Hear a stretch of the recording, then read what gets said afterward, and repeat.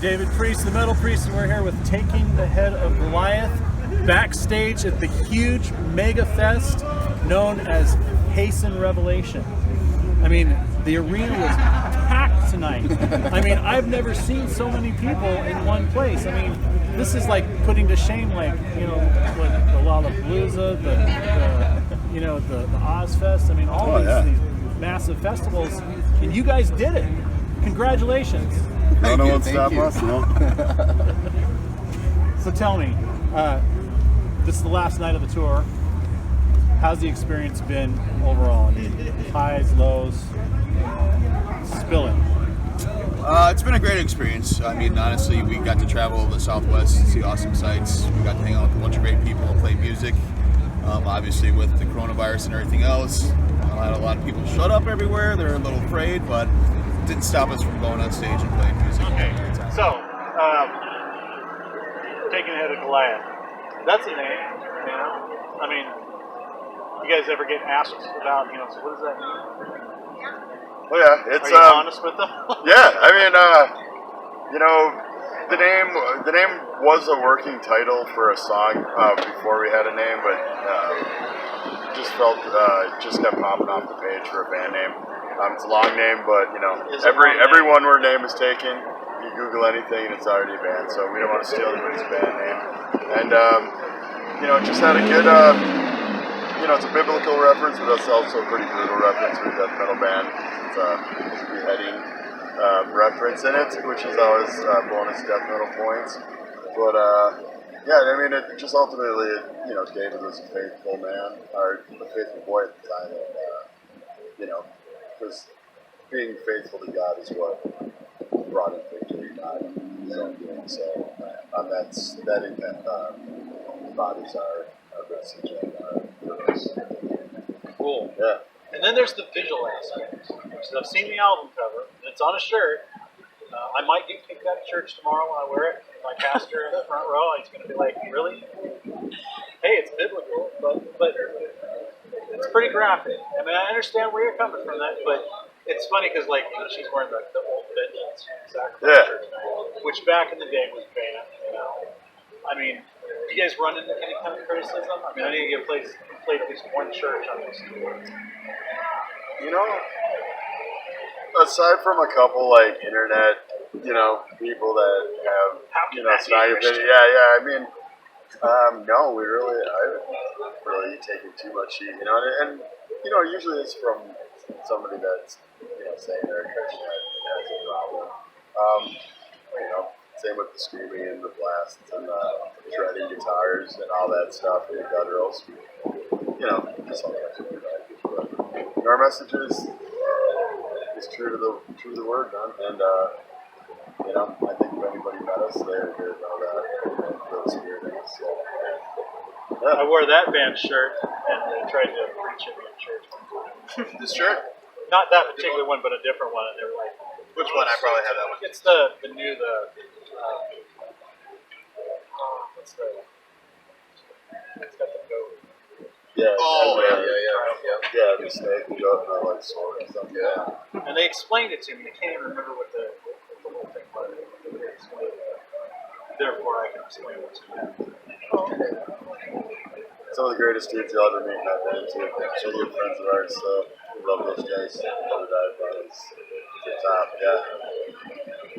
So, I mean, you know, when it comes to album work and rounds like that, do you guys feel? I mean, it's interesting because in this day and age, there's a lot of so-called Christians, maybe not, but a lot of them tend to sugarcoat things or water things down. Oh, we're just a band, or we're not a Christian band, and then even at the lyrics, you know, it's like it's not. You know, it's very hard to kind of see where they're coming from. But there's really no denying where you guys are coming from. You're very bold, and that's kind of not popular these days in a lot of circles. I mean, I've heard more about Jesus at this bar tonight than most Christians, so-called Christian concerts. And what do you guys think about it? I think an easy answer for that is that we're a death metal band. We're we're not used to being popular and looking for acceptance from the whole world. We're just going to do what we like and we think is right. Yeah, and in our genre, with the safer music and the more catchy stuff, even the secular stuff, it's watered down and weak. You know what I mean? Death metal is, secular death metal is nasty. It's brutal. It's oftentimes perverse. It's oftentimes horrific. We're being labeled as a Christian band by the secular world. The secular system says something about Jesus on stage, which we are going to do. And so we'll just come right out front and say, yeah, we're a Christian band. And people like me that are searching for something, I like to have it right up front. Okay, this is a Christian band. There's a lot of people that are getting saved from the death metal world that want an alternative that feels good in their soul, and they know they're glorifying God listening to it, but they still love heavy stuff. So it's a win-win. The label Christian metal, go back and forth with that all day long with people. But we're gonna say it. We're gonna talk about it on stage, and then we're gonna love on people after shows, and we're gonna pray with people. We're gonna be ask people to pray for us. There's a lot of stuff we're going through. So I just want to relate on a level that is a two-way street. We make relationships. But yeah. Well, I appreciate that. I mean, playing this kind of extreme music, you kind of have to be extreme to accomplish what's in it. But the way you approach it on the stage is very unintrusive. It's very non-confrontational. And I think that's good. A lot of times, Christians get nailed for being hellfire and brimstone preaching, trapped up, like they respect. And I really appreciate you guys for going that one. So you've got the one album out, but what's the future hold with the next album? Is there writing being done? Where are you guys at in that? We have a couple of songs. We have a couple of songs done for the new album. We played them tonight. We've been playing them for one of them for a little over a year. The other one for about a half a year. But we pretty much put the rest of the shows for the year on hiatus. Some things that we had planned and that we wanted to do because we want to get back into writing.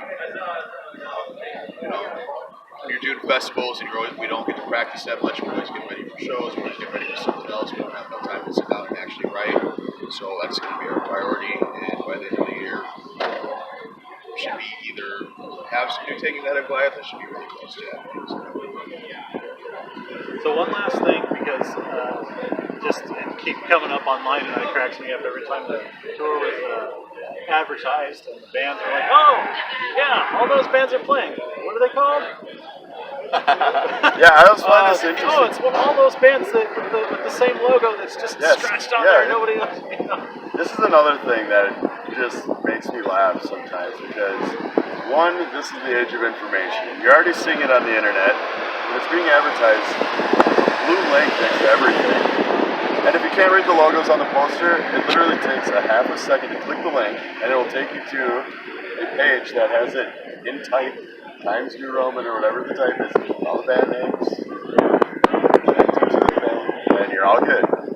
It takes a fraction of a second where writing a comment that just makes me shake my head takes much longer. And sometimes it's in all caps too. Like, they can find the information in the time it takes just to hit all caps and say something. And it also says, you probably want to go to the show anyway, because if the death metal logo didn't grab your attention, but death metal logo is really an art form too.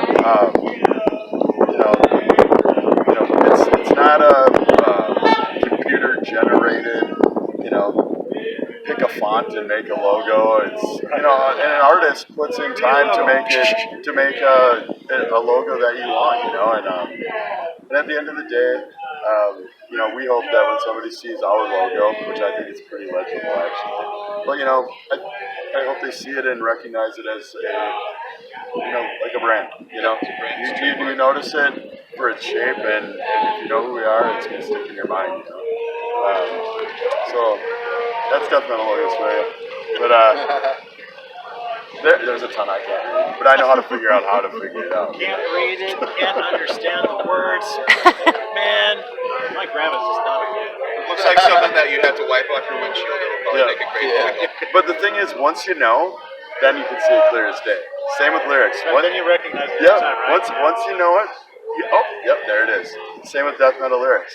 If you read with them, you're like, you can hear every word. You know, it's amazing how it works that way. You know, that's another thing I love about death metal vocals. It invites you to actually read, you know, and engage in the record deeper than just banging your head in it. You know what I mean? I've not really had that much problem. You're right, for the most part. But I just tried to decipher a bit of passive rush. Well, I'm done reading. I'm like, I kept having like, okay, wait. Oh, no, we're down here now. Yeah, I just, I'm like, I know he's saying some of these words at different times, but you know, they're a little. Not gonna argue. Well, thank you guys. Counterpoint. Thank you guys so much. It was a pleasure meeting you. Seeing you guys play. I hope to see you guys again. Hopefully there'll be another Hasten Revelation Tour, unless Revelation actually comes our way. Then the party's in heaven. Yeah. It's going to be one heck of a night. That'd be okay too. Yeah. You guys can have Jesus come guest book. Thank you guys. I appreciate it. God bless you guys. Have a safe trip home. Thank you. Thank you. Thank you. David Priest, the metal priest, we're taking the head of Goliath off the head. Catch these guys next time around. Sweet, man. Cut. Thanks. That was a fun one.